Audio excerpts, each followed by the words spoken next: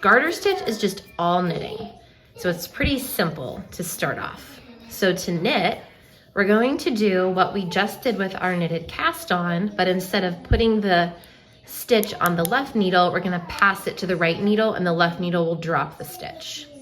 So to start, you're just going to insert your right hand needle, just like that. You're gonna wrap your working yarn from behind around the right hand needle. You're gonna pull that working yarn forward, and then you're gonna take off the stitch from the left hand needle, and now it has looped behind the yarn. So you can see that stitch that you just took off is actually right there. And now you have a new loop, and now you've created this little loopy part right here. This is a knit stitch. So a knit stitch is, again, you're gonna insert the needle just like this, wrap that yarn around, pull it forward, and then take off the stitch from the left-hand needle. Okay, now when you're looking at this, it's hard to tell now, but what you're really creating on the front or the right side are these little V's. And on the back or the wrong side, you're creating these bumps. The bumps are the loops that you're removing from your left needle. And then the V's in the front are the stitch that you're creating at the front of the loop on the right side. And I just want you to see that when this is called knitting flat because we're not connected, the two ends are not connected. So we are knitting a flat piece of fabric. I'm gonna go ahead and knit this last stitch. And then I like to pull that tail kind of at the end just to kind of straighten it out. So I've transferred all the stitches to the right needle.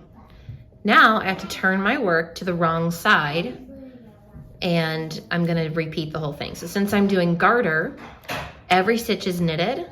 I'm on the wrong side where it looks like the bumpy purl. And then the front side, it's hard to tell right now, but it is the knitted stitch. But since I'm doing garter, all of these get knitted too. So we just completed that row, we turned the work. So we're looking at the right-hand side. The needle that was the right-hand needle is now the left-hand needle, and the left-hand needle is empty and has now become the right-hand needle because we've turned the work. So we're gonna put our needle in there and knit all of these stitches as well.